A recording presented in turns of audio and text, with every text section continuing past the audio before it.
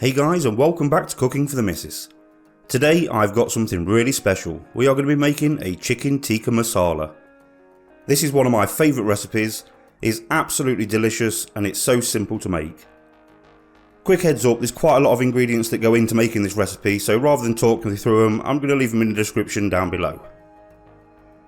First thing we're going to do is get on with marinating the chicken. So this recipe is made in two stages. One, we marinate the chicken. Second, we make the curry sauce. First thing we're going to add in there, we're going to chuck in our natural yogurt. Put the whole tub in there, don't be shy. Go on, slop it in. Next up to go in there, we're going to put all our herbs and spices. Again, remember, all the ingredients are in the description down below. We're going to follow this up with a whole lemon, which I thought I had de-seeded. It turns out, evidently, I didn't. So once you've squeezed all your lemon juice in there, make sure you fork all your seeds out.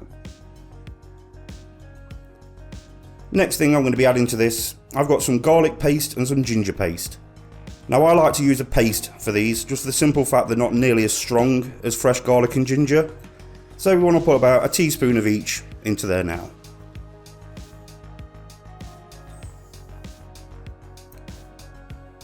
It does taste absolutely delicious, this garlic and ginger. So plonk that in. Now the last thing we're going to add to this now is we need to make sure we chuck our chicken breast in. So I've got about 500 grams of diced chicken breast. We're going to put this in here now. Then what we're going to do is we're going to mix it all together. And then we're going to marinate it in the fridge for at least 2 hours. The longer you leave it, the better. But 2 hours should be sufficient to make a beautiful sauce over the top of the chicken.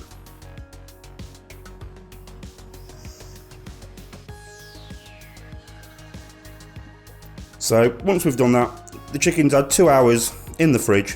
What we're going to do is don our lovely gloves to make us look like a surgeon again. Look at that chicken. Whoa, it's just flavour through and through.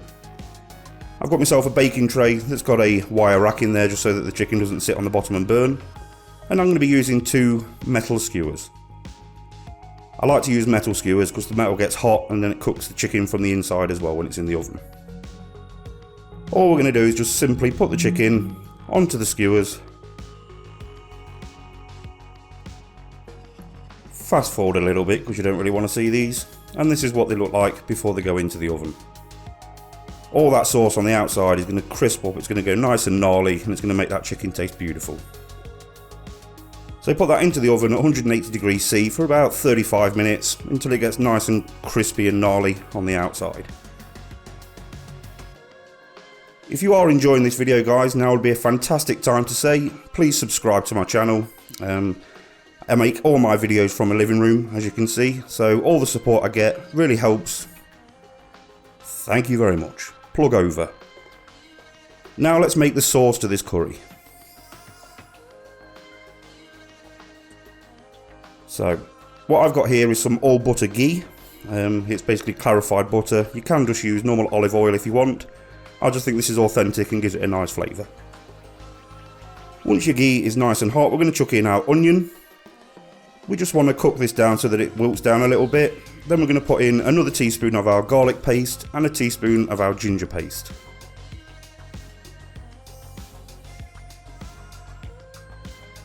Once we've done that, all the herbs and spices go in there. Again, don't forget, look in the description. We mix all that together. What that does, it gives you the base to the curry. Now what we want to do is we want to turn this base into a paste. So we want to add a generous tablespoon of tomato puree.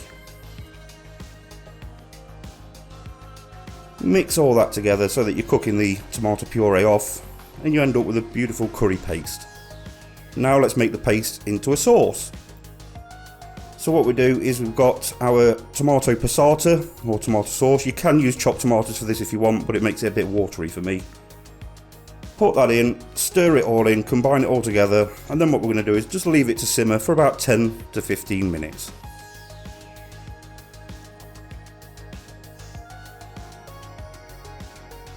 Once it's simmered away for about 10 to 15 minutes, it will go nice and thick and gooey. That is a perfect stage where we want it. And that now means it's time to add our cream. So about 250 ml of cream, just a small pot. And this is where you get that beautiful authentic colour and flavour to your tikka masala.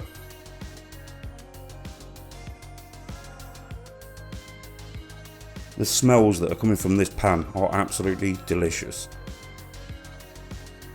So once we've got that there, that is our sauce pretty much done. Now you can chop up some fresh coriander and put that in there if you like, or cilantro as they say in America. And then we just get our chicken out of the oven. And if you look at these pieces of chicken, you can see they've got a little bit of black gnarliness on the outside. Remember, colour is flavour.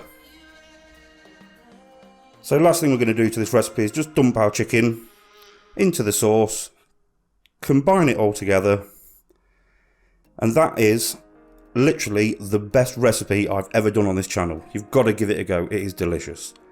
Remember guys, if you do enjoy this video, please don't forget to like, comment and subscribe to my channel to become part of the family. I'll see you in the next video. Thank you for watching guys. See you next time.